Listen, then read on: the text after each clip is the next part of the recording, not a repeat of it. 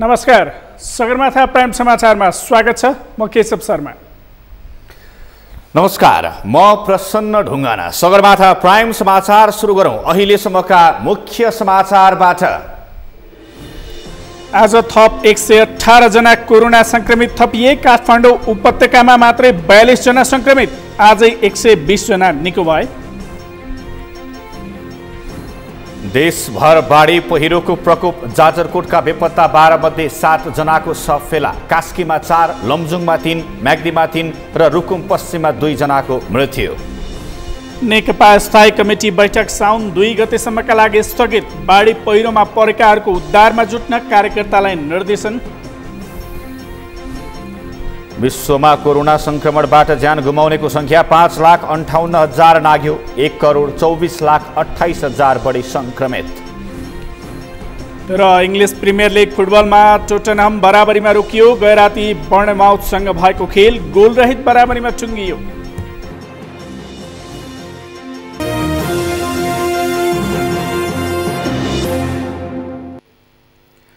Prime समाचार अब विस्तारमा। आज थप 118 जनामा कोरोना संक्रमण पुष्टि भएको छ। यो सँगै संक्रमितको संख्या 16,649 पुगेको छ। पछिल्लो समय काठमाडौँ उपत्यकामा समेत संक्रमितको संख्या बढेको छ। शुक्रबार काठमाडौँ उपत्यकामा मात्र 42 जनामा कोरोना संक्रमण पुष्टि भएको छ। एक रिपोर्ट। शुक्रबार थप 118 जनामा कोरोना संक्रमण पुष्टि भएको छ। स्वास्थ्य तथा जनसङ्ख्या मन्त्रालयका अनुसार शुक्रबार देशका विभिन्न 25 प्रयोगशालामा भएको परीक्षणमा 118 जना संक्रमित थपिएका हुन्। यो सँगै नेपालमा संक्रमितको संख्या 16,649 पुगेको स्वास्थ्य तथा जनसङ्ख्या मन्त्रालयका प्रवक्ता डाक्टर जागेश्वर गौतमले जानकारी दिएका छन्। र आज जम्मा संक्रमित हुनेहरूको संख्या 118 छ र सक्रिय संक्रमितको संख्या 8,603 छ। स्वास्थ्य लाभ गरी डिस्चार्ज भएका समेत जम्मा 16,649 हुनुहुन्छ। भारत तथा तेस्रो मुलुकबाट फर्किएका र तराईका जिल्लाहरूमा बढी देखिएको संक्रमण पछिल्लो समय काठमाडौँ उपत्यकामा समेत देखिन थालेको छ। शुक्रबार मात्र काठमाडौँ उपत्यकामा 42मा कोरोना संक्रमण पुष्टि भएको छ। काठमाडौँमा 28, ललितपुरमा 13 र भक्तपुरमा 1 जनामा संक्रमण देखिएको स्वास्थ्य तथा जनसङ्ख्या मन्त्रालयले जनाएको छ। विगत 24 घण्टामा हाम्रो 25वटा प्रयोगशालामा 4,806 जनाको रियल टाइम पिसिआर विधिबाट नमुना परीक्षण भएका छन्।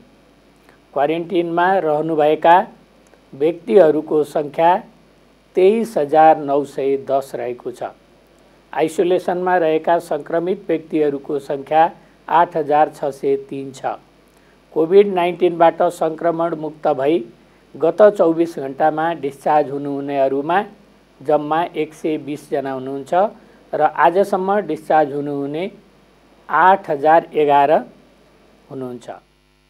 सरकारले पिसिआर परीक्षण बढाउने घोषणा गरेको भए पनि शुक्रबार पिसिआर विधिबाट 4,806 जनाको कोरोना परीक्षण भएको छ। हालसम्म 2,75,951 जनाको पिसिआर परीक्षण भएको मन्त्रालयले जानकारी दिएको छ। हाल देशभरिका क्वारेन्टिनमा 23,910 जना रहेका छन्। विभिन्न अस्पतालका आइसोलेसनमा 8,603 जनाको उपचार भइरहेको छ। शुक्रबार 120 जना उपचारपछि निको भएर घर फर्किएका छन्। हालसम्म 8,011 जना उपचारपछि निको भएर घर फर्किएका छन्। सगरमाथा टेलिभिजनका लागि केशव शर्मा, काठमाडौँ। जाजरकोट बारेकोट गाउँपालिका 4 सार्की गाउँमा गैराती गएको पहिरोमा हराइरहेका 12 जना मध्ये 7 जनाको शव फेला परेको छ। शव फेला पर्नेमा 4 जनाको शनाखत भएको छ। शनाखत हुनेहरूमा स्थानीय 52 वर्षीय गोपाल सार्की, उनका 11 वर्षीय छोरा अर्जुन सार्की, सोही ठाउँका 18 वर्षीय वीरेन्द्र सार्की र कुसे गाउँपालिका 9 चौराटाका 20 वर्षीय दिल्ली सार्कीको शनाखत भएको छ भने 3 जनाको शनाखत हुन सकेको छैन। किशोर कुमार श्रेष्ठले जानकारी दिनुभएको छ। पहिरोमा हराइरहेका 5 जनाको खोजी कार्य भइरहेको छ। बारेकोट गाउँपालिका 4 को सार्की गाउँ र 5 को तोलखाना कालाखोलीका 8 घर पहिरोको उच्च जोखिममा परेका छन्। विस्थापित परिवारलाई विद्यालयमा राखिएको छ।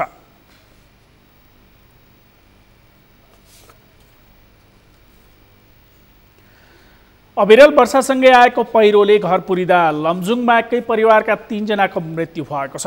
बिहिबार राति पहिरोले घर पुरिँदा बेसीसहर नगरपालिका 10 खाँचै घर भई बेसीसहर नगरपालिका 7 7 विषयमा बस्दै आएका अन्दाजी 32 वर्षका दीपक तामाङ, उनकी श्रीमती बिमाया तामाङ र छोरा अन्दाजी 9 वर्षका छेबाङ तामाङको मृत्यु भएको हो।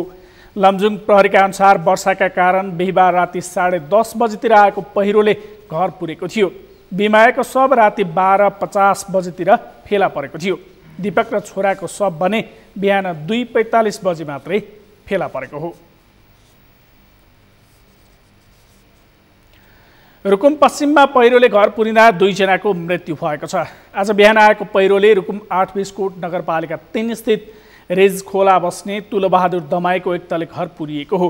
पहिरोमा पुरिएर उनकी श्रीमती 28 वर्षीय सीता दमाई र 6 वर्षीय छोरा हाबिल परिवारको मृत्यु भएको छ। 8 वर्षीय छोरी हिरा परियारको भने उद्धार गरिएको छ।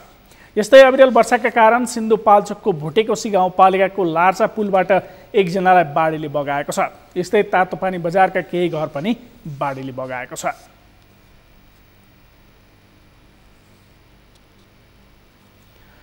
बिहिबार साँझदेखिको भीषण वर्षाका कारण आएको बाढी पहिरोका कारण म्याग्दीमा 3 जनाको मृत्यु भएको छ भने 31 जना बेपत्ता भएका छन्। म्याग्दीको मराङमा पहिरोले पुरिएर 2 र ठाडाखानीमा बाढीले बगाएर 1 जनाको शव भेटिएको डिएसपी किरणजन कुँवरले जानकारी दिनुभएको छ। मराङका वडा अध्यक्ष राजाराम सुवेदीका अनुसार रामछेको नामरुकमा 2 परिवारको 10 जना, कल्लेनीमा 3, रिखामा 2 परिवारका 7, ठुलो गाउँमा 1 र कुम्रीमा 1 जना बेपत्ता भएका छन्। यसैगरी मालेका 7 बिमको दुलेमा पहिरोले पुरिँदा विष्णु शर्मा र इच्छा शर्मा बेपत्ता भएका छन्। वडा अध्यक्ष रेशम जुगालीका अनुसार नौर गाउँकी एलिसा शर्मा पनि पहिरोमा बेपत्ता भएकी छन्। बिम तल्लो गाउँका पूर्ण नेपाली र बिरबहादुर नेपालीको घर पुरिँदा 5 जना बेपत्ता भएका छन्। पहिरोले नेउपानेको शिव आधारभूत विद्यालयको भवनमा पनि क्षति पुर्याएको छ।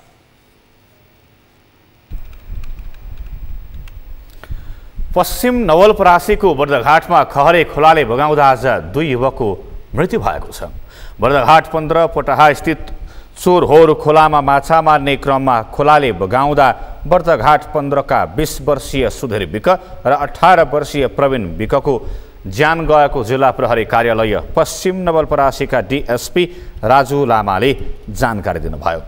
माछा मार्ने क्रममा सुधीर खोलामा डुबेर बेपत्ता भएपछि उनलाई बचाउन खोलामा गएका प्रवीण पनि बेपत्ता भएका थिए।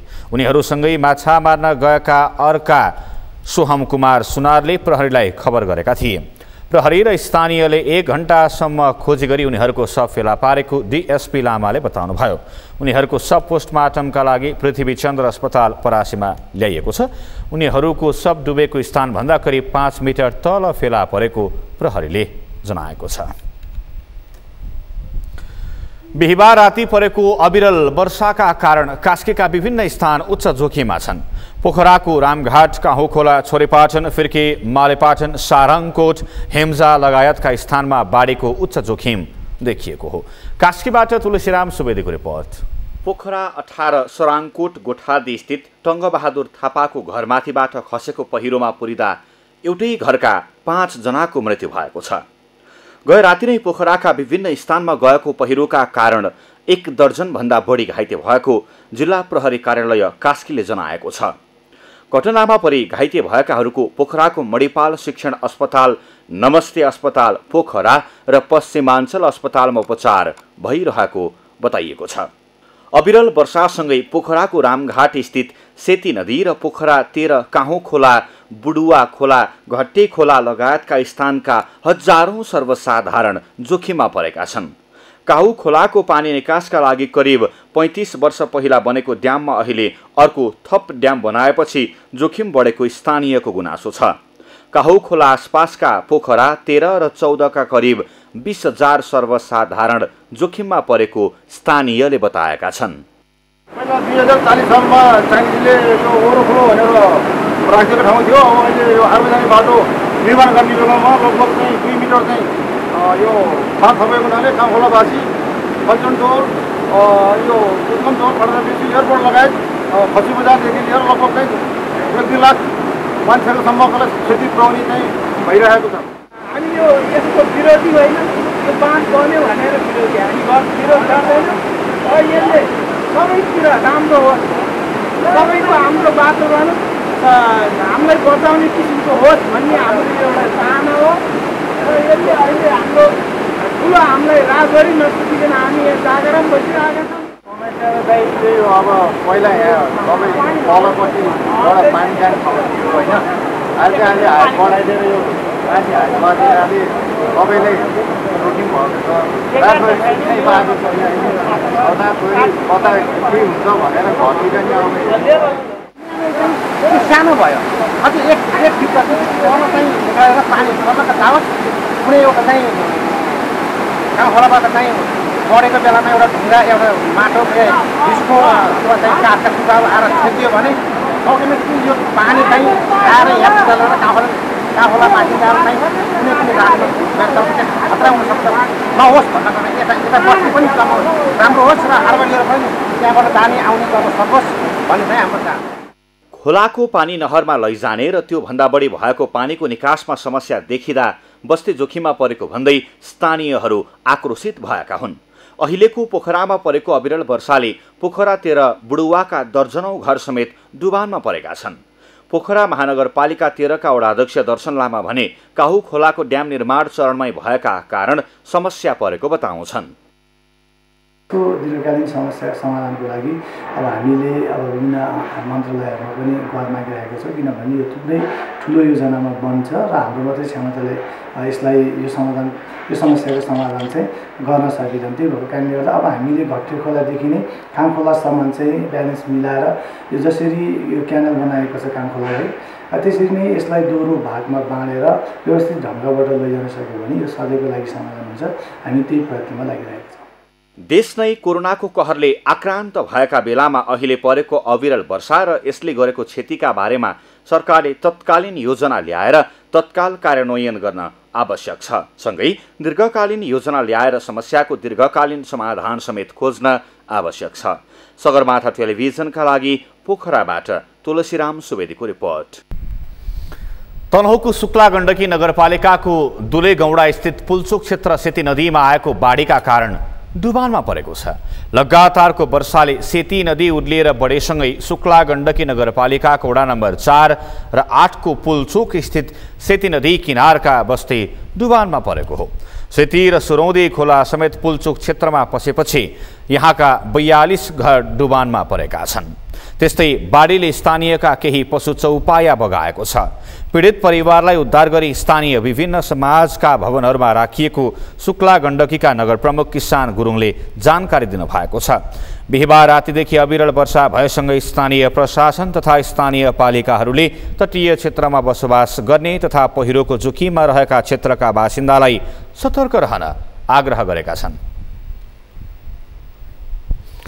सगरमाथा प्राइम समाचारमा पालो भएको छ विश्रामपछि नेकपा स्थायी कमिटी बैठक साउन 2 गतेसम्मका लागि स्थगित। बाढी पहिरोमा परेकाहरूको उद्धारमा जुट्न कार्यकर्तालाई निर्देशन।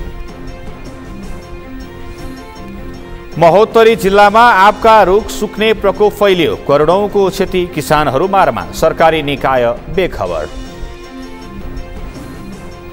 र विश्वमा कोरोना संक्रमणबाट ज्यान गुमाउनेको संख्या 5,58,000 नाग्यो। 1,24,28,000 बढी संक्रमित।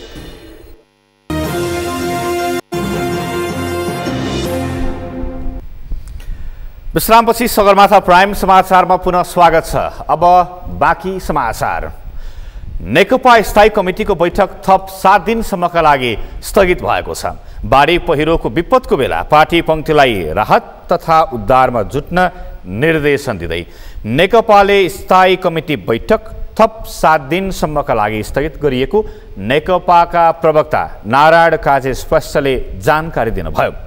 उहाँले देशभर भइरहेको अतिवृष्टि र सिन्धुपाल्चोक लगायतका केही जिल्लाहरूमा जनधनको ठूलो क्षति भएको पनि बताउनु भएको छ र यो स्थितिमा सम्पूर्ण पार्टी पंक्तिलाई उद्धार एवं राहतमा लाग्न र आसन्न सम्भावित क्षतिलाई सकेसम्म रोक्ने कार्यमा लाग्न बैठक स्थगित गरिएको उहाँले जानकारी दिनुभएको छ। पछिल्लो पटक गत बुधबार बैठक स्थगित गरी शुक्रबार आजका लागि बोलाइएको थियो। यही असार 10 गतेदेखि जारी स्थायी कमिटी बैठकमा प्रधानमन्त्री केपी शर्मा ओलीको राजीनामा माग गरिएसँगै विवाद उत्कर्षमा पुगेको छ।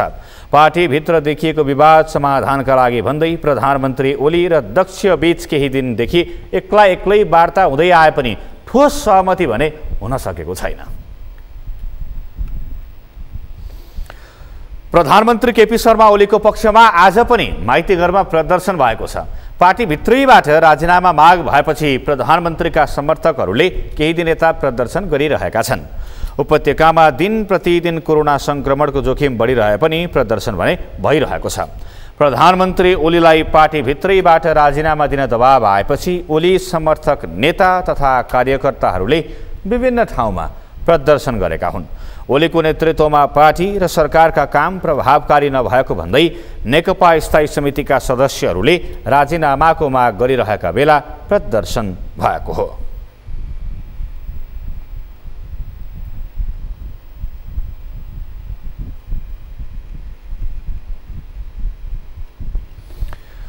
राष्ट्रिय समावेशी आयोगले एक आर्थिक वर्षको बजेट गाडी खरिदमै सकेको छ। 5 जना पदाधिकारी र 1 सचिव समेतका लागि 6वटा गाडी खरिदमा कुल बजेटको 70% रकम खर्च भएको छ। 1 जना मात्रै पदाधिकारी रहेको आयोगले आर्थिक वर्ष 75-76 को बजेट गाडी खरिदमै सकेको हो। वर्ष 75-76 मा आयोगको 7,03,20,000 बजेटमा 4,97,05,100 रुपैयाँ गाडी खरिदमै सकिएको हो। आयोगका सचिव हरि बखतीका अनुसार आयोगले 5 थान हुन्डा क्रेटा, 1 थान एसयुभी 500, 4 थान मोटरसाइकल र 2 थान स्कुटर खरिद गरेको छ। कार्यालय सञ्चालनका लागि 12 थान कम्प्युटर, 9 थान प्रिन्टर, 5 थान ल्यापटप, सोफा सेट, 8 थान र मोबाइल 2 सेट लगायतका सामग्री खरिदमा रकम खर्च भएको उहाँले बताउनु भयो। मध्येमा 4,57,57,100 रुपैयाँ खर्च भएर कुल खर्च चाहिँ हाम्रो 70.8% भएको छ।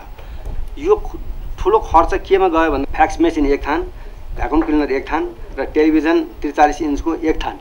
यो चाहिँ हाम्रो पुँजीगत खर्च, पुँजीगत सामानहरू हामीले यो जोडेको अवस्था छ। 2075 साल चैतमा अध्यक्षमा नियुक्त हुनुभएका शान्तराज सुवेदीले 2076 सालको साउनमा राजीनामा दिएपछि आयोग कार्यवाहक अध्यक्षको भरमा चलेको छ। संसदको महिला तथा सामाजिक समितिमा भएको छलफलमा पदाधिकारी नै नभएको आयोगमा गाडी खरिदका लागि ठूलो रकम खर्च गरेकोमा सांसदहरूले असन्तुष्टि जनाएका थिए। यो आयोगको परिकल्पना गरेका छौँ, यो परिकल्पनालाई पूर्ति गर्नको लागि चाहिँ यहाँहरूले लाग्नुपर्छ। एकजना हुनुहुन्छ म्याडम धन्न, एकजना चाहिँ अहिले राजीनामा नदिइकन अडिएर बस्नु रहेछ हैन। अन्तर्क्रिया कार्यक्रमहरू काठमाडौँ केन्द्रित मात्रै कार्यक्रमहरू देख्न पाइयो, सहर केन्द्रित कार्यक्रम। सहर केन्द्रित गरेर हामी उपलब्धिमा पुग्न सक्दैनौँ। त्यसकारणले जहाँका व्यक्तिहरूले काठमाडौँको मुख पनि देख्न पाएका छैनन् त्यो ठाउँमा हामी जानको निम्ति आयोगहरू गठन गरिएको हो। न कि हामीले काठमाडौँमा बस्ने पढे लेखेका आइएनजिओ चलाएका व्यक्तिहरूलाई बोलाएर काम गर्ने होइन नि हाम्रो काम उद्देश्य। आयोगले सरकार आलोचना खेपिरहेको छ पुँजीगत खर्च नगरेर, आयोगले पुँजीगत खर्च गरिदिएको छ। मैले त आलोचना नि गरिनँ, अब धन्यवाद दिनु पऱ्यो। यता सरकारले पुँजीगत खर्च गरेन भनेर असाध्यै ठुलो आलोचना खायो, यता पुँजीगत खर्च भएछ। अब हामीले पनि सोचमा नि परिवर्तन गर्नुपर्छ होला। यो गाडीहरू, इन्धनहरू, यो सबै कुरालाई पुँजीगत खर्च भनेर अब कति दिन जाने? यो पुँजीगत खर्च हो कि नष्ट भएर जाने कुरा हो? यो आयोगका कार्यवाहक अध्यक्ष विष्णुमाया ओझाले आफूले कार्यवाहकको जिम्मेवारीमा आउनुभन्दा पहिले नै सबै गाडीहरू खरिद भइसकेको बताउनु भयो। र गाडीहरू किन्ने पैसा सबै किन्ने जति पैसा सबै अघिल्लो वर्षमा राखेको रहेछ। म आउँदा करिब सबै किनिसकेको स्थिति थियो हैन। त्यसले गर्दाखेरि यहाँनिर यो उठाउनु भएको कुरा एकदमै जायज छ हैन। चलाउँदै तेल हाल्दै त्यसलाई एउटा कन्डिसनमा राख्ने काम चाहिँ आयोगले गरिरहेछ। तर के त भन्दा पदाधिकारी नहुने, गाडी चाहिँ हुने, यो चाहिँ राम्रो त होइन। समितिले आन्तरिक व्यवस्थापनमै समय खेर नफाली समावेशिताका क्षेत्रमा काम गर्न निर्देशन दिएको छ। अहिलेसम्म लक्षित वर्गको स्पष्ट पहिचान समेत गर्न नसकेको उल्लेख गर्दै समिति सभापति निरुदेवी पालले आयोगले सरकारवालासँग गरेका छलफल र आएका सुझावहरू प्रतिवेदनमा समावेश नभएकाले तत्काल आयोगमा उपलब्ध गराउन निर्देशन दिनुभयो। समूलमा समावेशी सिद्धान्तको व्यवहारगत अभ्यासलाई परिमार्जन गर्नतर्फ भन्दा आन्तरिक व्यवस्थापनमा नै समय व्यतीत गरेको देखिन्छ। तसर्थ समितिको यो बैठक आयोगलाई आन्तरिक व्यवस्थापनका साथै समावेशिता सम्बन्धमा केन्द्रित भई कार्य सम्पादन गर्न निर्देशन गर्दछ। आयोगको वार्षिक प्रतिवेदन अध्ययन गर्दा हालसम्म लक्षित वर्गको स्पष्ट पहिचान गर्न सकेको देखिँदैन भने आयोगले समाजका विभिन्न वर्ग, क्षेत्र, समुदाय र सरकारवालासँग गरेका छलफल एवं अन्तर्क्रियाबाट आयोग सम्बन्ध विषयमा के कस्ता धारणाहरू आए सो पनि प्रतिवेदनमा समावेश भएको देखिँदैन। आयोगहरूको कार्यप्रगति प्रति पदाधिकारीहरू नै सन्तुष्ट नरहेको अवस्थामा कार्यगत क्षेत्र, संरचनागत पक्ष लगायतका कुराहरू परिमार्जन गर्न आवश्यक देखिएकाले आयोगको धारणा उपलब्ध गराउन समितिले निर्देशन दिएको थियो। बाधा अड्काउ फुकाउ मार्फत 1 वर्षका लागि सबै म्यानपावर कम्पनीको नवीकरण हुने व्यवस्था गर्न लागि छ। कोभिड-19 का कारण वैदेशिक रोजगारमा कामदार पठाउने अवस्था नरहेपछि बाधा अड्काउ फुकाउ मार्फत 1 वर्षका लागि सबै म्यानपावर कम्पनीको नवीकरण गर्ने व्यवस्था गर्न लागि श्रम, रोजगार तथा सामाजिक सुरक्षा मन्त्री रामेश्वर राय यादवले बताउनुभयो। संघीय संसद प्रतिनिधि सभाको उद्योग तथा वाणिज्य र श्रम तथा उपभोक्ता हित समितिको आजको बैठकमा उपस्थित हुनुभएका मन्त्री यादवले कानुनमा न्यूनतम 100 जना कामदार पठाए मात्रै नवीकरण हुने व्यवस्था रहेको र अहिलेको परिस्थितिमा कानुन मन्त्रालयको सल्लाह बमोजिम बाधा अड्काउ फुकाउबाट नवीकरण गर्ने गरी प्रस्ताव मन्त्री परिषदमा पठाउन लागि बताउनुभयो। प्रत्येक वर्ष पठाउनु पर्दा त्यो जुन कानुनको व्यवस्था गरेको छ त्यो कानुनलाई संशोधन गर्ने गरी क्याबिनेटले निर्णय गरेको छ। संशोधन गर्ने प्रक्रियाको थालनी गर्ने भनेर क्याबिनेटले निर्णय गरिसकेको छ। तर अहिलेको परिस्थितिमा त्यो कानुन संशोधनको प्रक्रियामा गयो भने यो संशोधन हुँदैन र तपाईहरुको रिन्युअल पनि हुँदैन भन्ने एउटा हामी यो वैदेशिक रोजगार व्यवसायी साथीहरुसँग छलफल गर्दाखेरि र वकिलहरुलाई राखेर पनि छलफल गर्दाखेरि बीचको बाटोमा हामी जाउँ भनेर एउटा सहमति भएको। वैदेशिक रोजगारीमा जाने कामदारलाई अभिमुखीकरण गर्ने संस्थाहरूको नवीकरण गर्ने बारे कानुन मन्त्रालयको सहमति नभएकाले यसबारे अन्योल रहेको बताउनुभयो। नेपाल वैदेशिक रोजगार व्यवसायी संघका अध्यक्ष विष्णुप्रसाद गैरेले सबै म्यानपावर कम्पनीको नवीकरणको प्रक्रियाको सुरुवात गर्न माग गर्नुभयो। उहाँले असार मसान्तभित्र नवीकरण भइसक्न पर्ने व्यवस्था भएकाले अहिले नै प्रक्रिया सुरु गर्न पर्ने बताउनु भएको छ।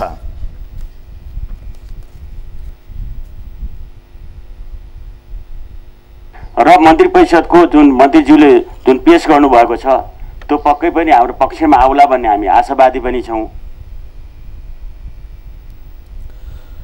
छलफलमा सांसदहरूले 100 जना पनि कामदार पठाउन नसक्ने म्यानपावर कम्पनीलाई नवीकरण गर्न पर्छ भन्ने पक्षमा आफूहरू नरहेको तर अहिलेको परिस्थितिका कारण एउटा आर्थिक वर्षका लागि नवीकरण गर्ने व्यवस्था छिटो मिलाउन आग्रह गरेका छन्।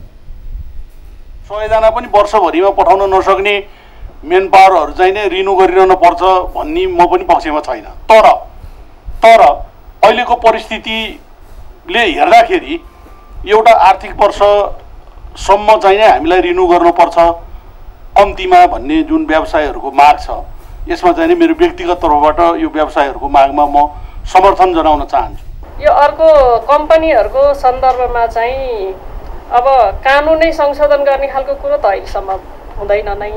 त्यसले गर्दा कानुनभित्र रहेर जति लचकतापूर्वक अब यो चाहिँ नि कम्पनी चलाउने साथीहरू अब यो तालिम प्रदायक होस् अथवा चाहिँ नि वैदेशिक रोजगारमा पठाउनेहरू अब सकेसम्म सहज हिसाबले लचकता अपनाएर उहाँहरूलाई सहजीकरण चाहिँ गरिदिनुपर्छ।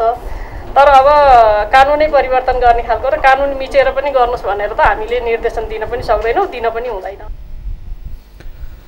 वैदेशिक रोजगार विभागका महानिर्देशक कुमार दाहालले वैदेशिक रोजगारमा जाने नयाँ कामदारको श्रम स्वीकृति रोकिएको बताउनुभयो। उहाँले फेरि श्रम स्वीकृति लिनेहरूका लागि भने अनलाइन प्रणाली मार्फत आवेदन दिन सकिने र तोकिएको दिन र समयमा आएर श्रम स्वीकृति नवीकरण गर्न सक्ने व्यवस्था गरिएको बताउनुभयो।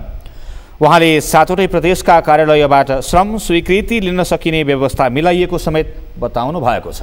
अनलाइन सिस्टमबाटै आवेदन चाहिँ अपलोड गर्न सकिन्छ र अनलाइनबाटै टोकन उसलाई चाहिँ यो दिन चाहिँ तपाईँको सम्पर्क गर्न आउनुहोला भनेर अनलाइनबाटै चाहिँ टोकन जान्छ। टोकन गइसकेपछि डेट एन्ड टाइम चाहिँ उहाँको मोबाइलमै आउँछ। कोरोना भाइरस रोकथाम तथा नियन्त्रणका लागि सरकारले लकडाउन गरेपछि वैदेशिक रोजगार क्षेत्र प्रभावित भएको छ।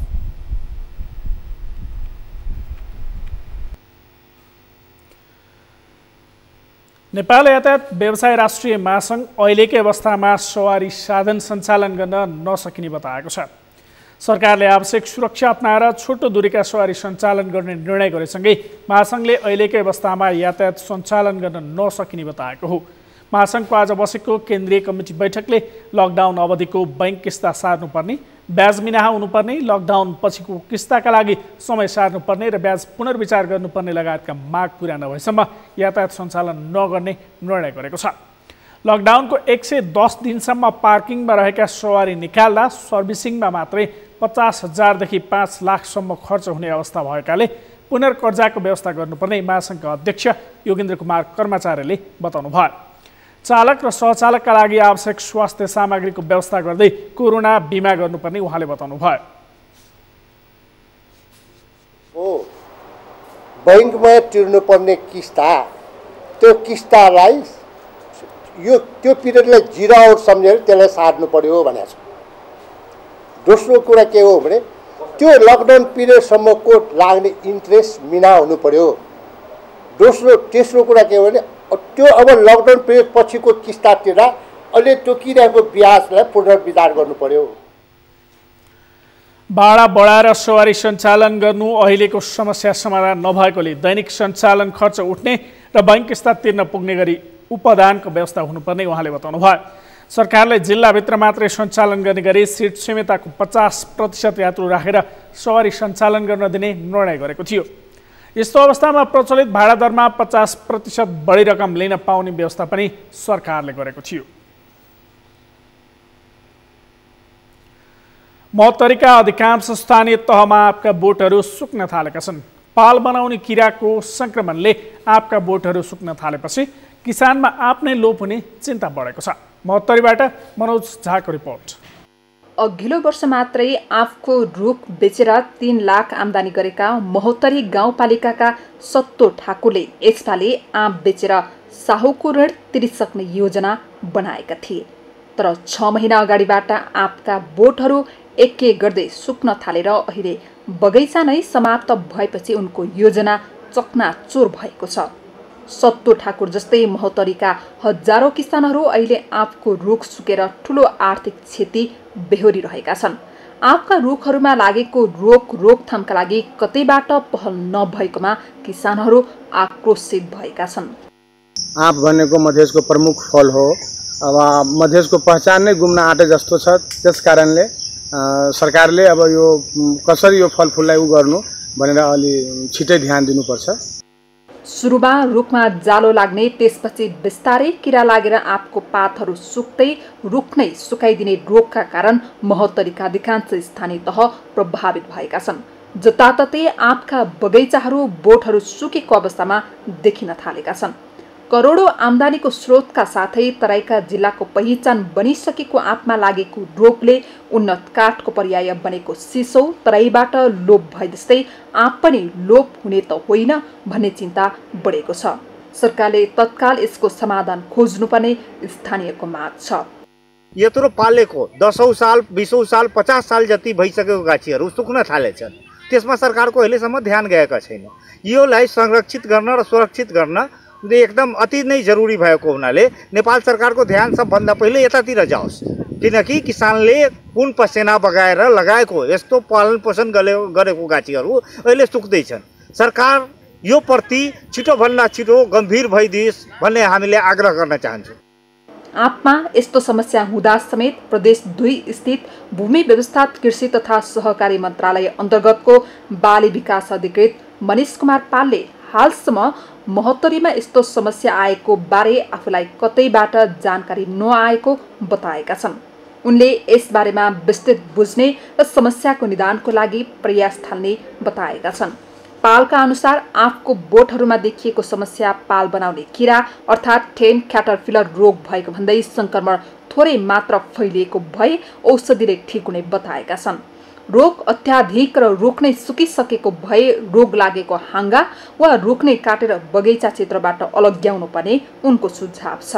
यसलाई नियन्त्रण गर्न भन्नुहुन्छ भने अब धेरै लागेको छ भने नियन्त्रण गर्न गाह्रै हुन्छ, तर कम छ भने त्यसलाई हामीले औषधि सहायताले नियन्त्रण गर्न सक्छौँ। यसको लागि तपाईँले सिम्पल एग्रोभिटतिर मालाथिन भन्ने केमिकल पाउँछ, त्यो गरी 4 देखि 5 ml 1 लिटर पानी मिसाएर मालाथिन स्प्रे गरेपछि पनि नियन्त्रण गर्न सकिन्छ। अनि भने फिनिट्रोथायम 0.05% भनेर आउँछ, फिनिट्रोथायमलाई 2-3 ml पानीमा मिसाएर स्प्रे गरेर पनि त्यसले कन्ट्रोल हुन सक्छ। त्यो पनि पाइएन भने कार्बाराइल 0.1% स्प्रे गरेर त्यसलाई पानी मिसाएर स्प्रे गर्न सक्छ, त्यसबाट पनि नियन्त्रण गर्न सकिन्छ। फूलहरूको राजा भनेर चिनिने र नगदी बालीको रूपमा उपलब्धिपूर्ण आँपको रुख लगाउन हौसेका किसानहरूलाई रुख सुक्ने रोगले चिन्तित बनाएको छ। किसानको राम्रो आम्दानीको स्रोत बन्दै गएको आँपको बोट बचाउन तत्काल केही गरिहाल्नुपर्ने देखिएको छ।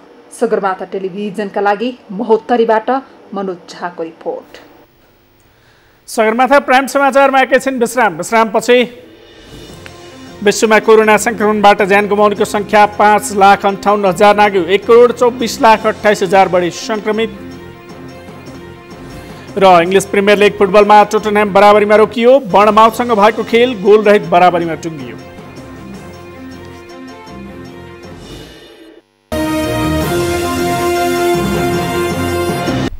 अब पालो अर्थ समाचारको। अर्थ समाचारका प्रायोजक हो आफ्नो विश्वास हो त्रिशक्ति सिमेन्ट। बैंकका सहायक कम्पनीलाई ब्रोकर लाइसेन्स दिने सम्बन्धमा नियामक निकायलाई नै जिम्मेवारी दिने निर्णय संसदको अर्थ समितिले गरेको छ। संघीय संसद प्रतिनिधि सभा अन्तर्गतको अर्थ समितिको आजको बैठकले सांसद रामकुमारी झाँक्री संयोजक रहेको उपसमितिले दिएको प्रतिवेदनलाई पारित गर्दै बैंकलाई लाइसेन्स दिने निर्णय गर्ने जिम्मा नियामक निकायलाई नै दिएको छ। उपसमितिको प्रतिवेदनमा केही विषयमा संशोधनसहित प्रतिवेदन पारित गरेको हो। बनाएर ठ्याक्क चाहिँ नीति सरकारले उनीहरूले त्यसमा सहयोग गर्छौँ। अहिले भइरहेका नीतिहरू पर्याप्त छन् भनेर दिँदा हुन्छ, तर तिनीहरू हतार गरेर दिनु पर्दैन। बैंकले व्यवसाय त गरिरहेकै छ, नयाँ व्यवसायमा जान लागेर त त्यही ब्रोकर व्यवसायमा जान लाग्यो। त्यसैले आफ्नो व्यवसायलाई सबभन्दा पहिला त चुस्त दुरुस्त बनाउनु पर्यो। यो व्यवसायमा आउने भने अहिले भइरहेका दलालको जस्तै व्यवसाय गर्न आउने होइन, यिनीहरूको भन्दा बेटर व्यवसाय गर्नको निम्ति आउने हो, मार्केटलाई बढाउनको निम्ति आउने हो, मार्केटलाई इथिकल्ली दिशातिर लिएर जानको निम्ति आउने हो। त्यो कुरातर्फ अहिले हाम्रा नीतिहरू हाम्रा कानुनहरू पर्याप्त छन् भने अहिले दिइन्छ, आजै दिँदा पनि कुनै फरक पर्दैन। समितिले पारित गरेको उपसमितिको प्रस्तावमा प्राकृतिक स्रोत सम्बन्धी काम गर्ने कम्पनीहरूको सेयर सर्वसाधारणमा जारी गर्न पर्ने व्यवस्थालाई कायम राखेको छ। समिति सभापति दाहालले सानो कम्पनी भए पनि नेप्सेमा सूचीकृत गर्न सक्ने अवस्था नहुँदा समेत पब्लिक लिमिटेड कम्पनीमा दर्ता हुनुपर्ने व्यवस्था गरिएको बताउनुभयो। प्रकृतिमाथि निजी व्यक्तिको दोहन हुँदाखेरि उत्पन्न हुने असमानता जुन छ त्यसले चाहिँ समाजमा एक किसिमको चाहिँ नयाँ किसिमको एउटा परिवेश सिर्जना गरेको छ। जस्तै गिटी बालुवाको कुरा गर्नुहोस्, सिमेन्टकै खानीहरूको कुरा गर्नुहोस्, यसले चाहिँ एक किसिमको नयाँ संस्कृति चाहिँ गाउँघरमा पैदा भयो। समितिले पारित गरेको प्रतिवेदनमा उल्लेख भएका 11 प्रश्नको सम्बोधन भएपछि मात्रै बैंकका सहायक कम्पनीलाई ब्रोकर लाइसेन्स दिनपर्ने उल्लेख गरिएको छ। बैठकमा सांसदहरूले बैंकका सहायक कम्पनीलाई ब्रोकर लाइसेन्स दिने उल्लेख भए पनि शर्तहरू पूरा भएपछि मात्रै दिन सकिने व्यवस्था भएकाले कहिलेसम्म प्रश्नको जवाफ दिने र लाइसेन्स दिने भन्ने विषय उल्लेख गर्न पर्ने बताएका छन्। अर्थतन्त्रलाई चलायमान बनाउन सरकारले कुनै पनि राहत प्याकेज ल्याउन नसकेको उद्योगी व्यवसायीहरूले बताएका छन्। आयात निर्यात व्यवसायसँग सम्बन्धित उद्योगी व्यवसायीहरूले कोभिड-19 का कारण उद्योग व्यवसाय समस्यामा परेको तर सरकारले राहत दिन कुनै स्टिमुलस प्याकेज ल्याउन नसकेको बताएका हुन्। आज काठमाडौँमा भेला भएका उद्योगी व्यवसायीहरूले सरकारले ठप्प भएको व्यावसायिक क्षेत्रलाई रेस्क्यु गर्ने प्याकेज नल्याउँदा अचम्म लागेको बताएका छन्। फेरि त राज्यमा त पुग्ने नै चिज हो भने आज यसलाई चलायमान गर्नको लागि चाहिँ दिने ग्रान्टहरू पनि यो देशमा चाहिँ कसरी यो मतलब के विज्ञता नपुगेको हो कि जानकारी नभएको हो कि अथवा हुँदै नभएर नदिया हो, त्यो जानकारी हुन सकेन। हामीलाई यहाँ चाहिँ कुनै किसिमको कार्यक्रम स्टिमुलस प्याकेजका कुराहरू संसारले हरेक देशमा चाहिँ एउटा इकोनोमीलाई स्टिमुलेट गर्ने किसिमको चाहिँ प्याकेजहरू लिएर आइरहेको छ भनेदेखि हाम्रो मुलुकमा त्यो हुन नसकिरहेको अवस्था हो। हाम्रो मुख्य समस्या यही नै हो। नेपाल अमेरिका चेम्बरका अध्यक्ष किरण साक्यले ब्याज दरमा 2% छुट दिएर सरकारले राहत दिए भन्नु सबैभन्दा दुःखको कुरा भएको बताउनु भयो। उहाँले ब्याङ्कले ब्याज र किस्तालाई पुँजीकरण गर्न नमानेर व्यवसायीहरूलाई असहयोग गरेको बताउनु भयो। सरकारले 2% को इन्ट्रेस्टको राहत दिने हैन, अनि प्राइभेट सेक्टरको चाहिँ 50% बाले नलियो भन्ने, भित्र राखिदिन्छु भन्ने, तर्साउने यो डेमोक्रेसी उसले पनि त ब्याङ्कमा ब्याजमा लिएर आएको हुनसक्छ नि। यो पनि रिलेटेडै चिज हो, किनभनेदेखि यो राहतै होइन भने 2% ब्याजमा 2% राहत भनेको के राहत हो? यो शरमको कुरा हो। यसले के हुन्छ? युरोपियन इकोनोमिक चेम्बरका महासचिव राजन शर्माले लकडाउनका कारण आयात निर्यातको कुरामा ढुवानी लागत नै उच्च भएको बताउनु भयो। सरकार ढुवानी सहज बनाउन कुनै काम नगर्ने तर राजस्व उठाउन लागि पर्ने अवस्थाले व्यापार गर्न समस्या भएको बताउनु भयो। यो इन्डियासँगको राम्रो एउटा चोइसको वातावरण बनाइदिनु पर्यो ट्रान्सपोर्टेसनमा। अनि मेरो सामान कलकत्तामा आयो, वीरगञ्ज लिएर आउनको लागि भाडा बढी भयो, मैले काँगरभित्र लिएर आउन किन नपाउने? नेपालकै कस्टम फिल्टर लिएर आइराखेको छु त। अब यहाँ के छ भने अर्थ मन्त्रालयले सबै कस्टम पोइन्ट्सलाई चाहिँ प्रफिट अर्निङ सेन्टर बनाइदिएको छ। अब म अर्थमन्त्री फोन गरेर चाहिँ आज तपाईँले कति राजस्व लिएर आउनुभयो भन्ने किसिमको कुराहरूमा चाहिँ सञ्चालन गर्न थालेपछि त जनता त भोलि पनि मर्ने भयो। व्यवसायी दुर्गा विक्रम थापाले आयात निर्यातको लागत बढेको बताउनु भयो। कुनै पनि वस्तु आयात वा निर्यात गर्दा 5 गुणा लागत बढेको तर सरकारले आयात निर्यातमा सहज वातावरण बनाउन कुनै चासो नदेखाएको बताउनु भयो। धागो उद्योगी रामचन्द्र सङ्घाईले पनि उत्पादित वस्तुको अर्डर नै नआउँदा उद्योग सञ्चालन गर्न नसकिएको बताउनु भयो। सम्बन्धमा अहिले कच्चा पदार्थ आयातमा पनि हामीले 3-4 गुणा चाहिँ महँगो तिर्नु पर्नेछ। त्यस्तै निर्यात सामान पठाउनलाई पनि हप्तामा कुरेर हप्तामा कहिले जान्छ त्यसको पनि टुङ्गो छैन। त्यसपछि अब बाहिरले कहिले टाइम पाउने, उसले कहिले डेलिभरी गर्ने, उनीहरू त अब एकदमै टाइम चाहिने एकदमै भ्यालुएबल हुन्छ। यस्तो अवस्थामा त्यो कार्यको दर रेट चाहिँ अहिले जेनरली हामीले $2-3 पठाइरहेको सामान $3 एभरेजमा पठाएको सामान अहिले $14 तिर्नु परेको छ। झन्डै झन्डै 5 गुणा भन्नुहोस् न, 5 गुणा बढी कार्गोतिर कसरी अहिले सम्भावना हुन्छ। अनि कुनै एउटा दुईवटा कन्टेनर कुनै अर्डर पनि आयो भने एउटा उदाहरणको निम्ति भन्छु, जस्तो कलकत्ता माल पठायो हामी अनि कलकत्तामै चाहिँ नि बसिरहेको थियो, किनभने त्यहाँ जहाज आउँदैन, किन एक्सपोर्ट पुरा कलकत्तादेखि बन्दैछ। अनि त्यो कन्टेनर त्यहीँ परिरहन्छ करिब करिब 1 महिना 1.5 महिना, त्यसपछि बल्ल गएर त्यो 45 दिन 50 दिनपछि टर्की पुग्छ। भनेपछि हाम्रो करिब 3 महिना 3.5 महिनामा त्यो कन्टेनर मात्रै त्यहाँ पुगिरहेको। त्यो बेलासम्म प्राइसहरू जुन प्राइसमा बेचेको त्यो प्राइस पनि सबै बिग्रिन्छ, त्यसले पनि बडा गाह्रो हुन्छ। उद्योगी व्यवसायीहरूले सरकारले निजी क्षेत्रका लागि मात्रै छुट्टै स्टिमुलस प्याकेज ल्याउन पर्नेमा जोड दिएका छन्। अर्थतन्त्रलाई चलायमान बनाए मात्रै सरकारको आम्दानी बढ्ने भएकाले पनि व्यावसायिक क्षेत्रलाई उद्धार गर्न पर्नेमा उनीहरूले जोड दिएका थिए। दूरसञ्चार सेवा प्रदायक कम्पनी एनसिएलले नयाँ वायरलेस वाइफाई सेवा सञ्चालनमा ल्याएको छ। नयाँ थिम प्लस अन्तर्गत एनसिएलले नेपालमा पहिलो पटक वायरलेस वाइफाई सेवा सञ्चालनमा ल्याएको हो। यो सेवा अन्तर्गत SIM card, device, data, voice, digital content लगायतका सेवाको बन्डल अफर नै रहेको एनसिएलले जनाएको छ। यो सेवा अहिले देशभरिका 40 जिल्लामा उपलब्ध हुनेछ। त्यस्तै 7 दिन 24 घण्टा ग्राहकले यो सेवा लिन सक्नेछन्। यो सँगै हामी सगरमाथा प्राइम समाचारको अन्त्यमा छौँ। अन्त्यमा मुख्य समाचार फेरि एकपटक। आज थप 118 जना कोरोना संक्रमित थपिए। काठमाडौँ उपत्यकामा मात्रै 42 जना संक्रमित, आजै 120 जना निको भए। देशभर बाढी पहिरोको प्रकोप। जाजरकोटका बेपत्ता 12 मध्ये 7 जनाको शव फेला। कास्कीमा 4, लमजुङमा 3, म्याग्दीमा 3 र रुकुम पश्चिममा 2 जनाको मृत्यु। नेकपा स्थायी कमिटी बैठक साउन 2 गतेसम्मका लागि स्थगित। बाढी पहिरोमा परेकाको उद्धारमा जुट्न कार्यकर्तालाई निर्देशन। विश्वमा कोरोना संक्रमणबाट ज्यान गुमाउनेको संख्या 5,58,000 नाग्यो। 1,24,28,000 बढी संक्रमित। र इङ्ग्लिस प्रिमियर लिग फुटबलमा टोटनह्याम बराबरीमा रोकियो। गए राति बर्नमाउथसँग भएको खेलमा गोलरहित बराबरी।